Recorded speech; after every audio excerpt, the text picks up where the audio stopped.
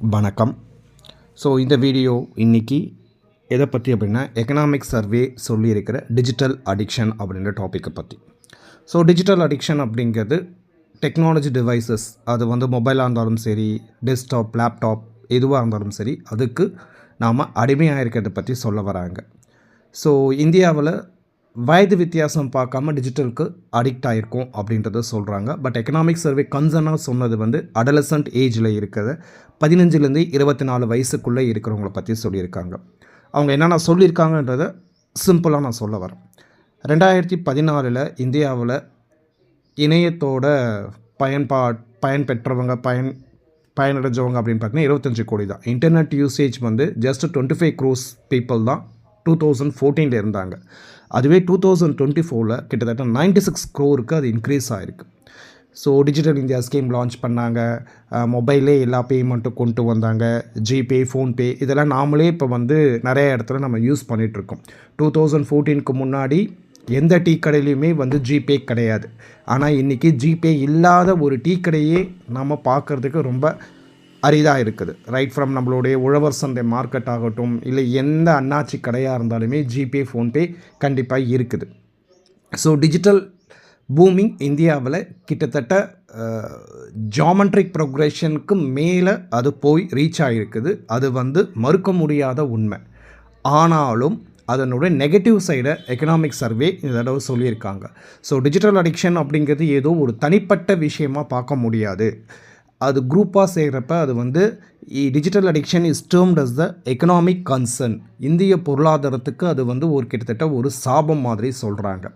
அவங்க என்னென்ன reason list out பண்ணியிருக்காங்க அப்படின்னா, குழந்தைங்களோட அகடமிக் பர்ஃபார்மன்ஸ் தப்பாக போகும், இல்லை குறைந்திக்கு கொண்டே வரும். புவர் அகடாமிக் பர்ஃபார்மன்ஸ், மொபைலே அடிக்ட் ஆகிட்டோம் அப்படின்னா. இப்போ நம்ம வீட்லேயே குழந்தைங்க இருந்தது அப்படின்னா சாப்பாடு விட்டுனா மொபைலை தர ஆரம்பிக்கிற நிலைமைக்கு நாமளும் போயிட்டோம், குழந்தைங்களையும் கொண்டு உட்கார வச்சுருக்கோம். செகண்ட் ஒன், ஸ்லீப் டெப்ட், அதாவது தூக்கமின்மை. மொபைலை நோண்டிக்கிட்டே இருக்கிறது, தூக்கமின்மை இருக்கிறது. ஸோ தூக்கமின்மையினால் மனநோய்க்கு உண்டாகிறது, ஹெல்த் டிஸார்டர் வருது. ஸோ இதுவுமே இந்திய பொருளாதாரத்தை டைரெக்டாகவே இல்லது இன்டைரக்டாகவே உனக்கு பாதிப்புக்குள்ளாகும். அவங்க தேர்ட் என்ன சொல்கிறாங்க அப்படின்னா, டிப்ரெஷன் ஆகும், ஆங்ஸைட்டி, எதுலேயுமே எல்லாத்துலேயுமே ஒரு எப்படி சொல்கிறதுனா, மொபைல் இருந்தால் தான் அவங்களுக்கு வேலை நடக்குன்ற மாதிரி இருக்கிற மாதிரி ஒரு ஆங்ஸைட்டி அவங்களுக்கே வந்துடும். மொபைல் திடீர்னு வேலை செய்யலையோ இல்லை மொபைல் இல்லைன்னாலும் அவங்களுக்கு ஒரு படப்படப்பு இல்லை பதட்டம் அவங்களுக்கு நிறையா வர ஆரம்பிக்கும். அடுத்தது சைபர் புல்லிங் நிறையா இருக்குது, சைபர் தெஃப்ட்டு நிறையா இருக்குது.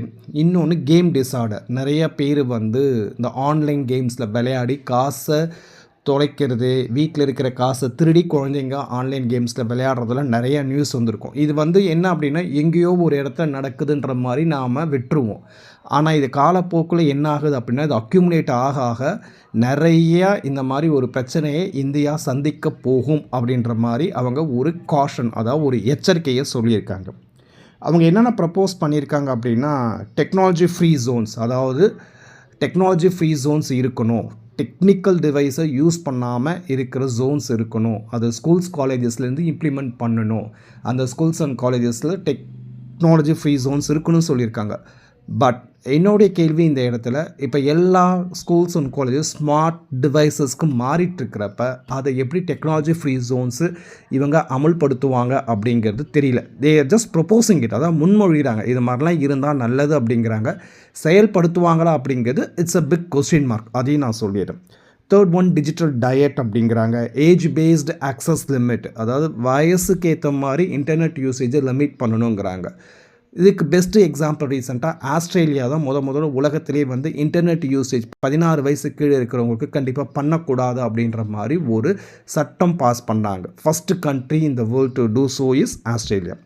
ஆஸ்திரேலியா மாதிரி அதுக்கப்புறம் சவுத் கொரியா, ஜப்பான், சைனா எல்லாமே, இங்கிலாந்து கூட ரெஸ்ட்ரிக்ஷன்ஸ் கொண்டு வராங்க. இன்டர்நெட் யூசேஜை குழந்தைங்களுக்கு ரெஸ்ட்ரிக்ஷன்ஸ் அவங்க கொண்டு வராங்க. அந்த மாதிரி ரெஸ்ட்ரிக்ஷன்ஸ் இந்தியாவில் கொண்டு வரணுன்ற மாதிரியும் பேசுகிறாங்க. ஸோ டிஜிட்டல் இந்தியா எந்த அளவுக்கு நம்மளுக்கு மிகப்பெரிய ஒரு பூமிங் தந்துதோ, இப்போ நம்மளுக்கு அதனுடைய அறிவும் அதனுடைய ஒழுக்கமும் நம்மளுக்கு தேவை. From Digital India, it's time for us to move on to digital wisdom and digital discipline. Thank you.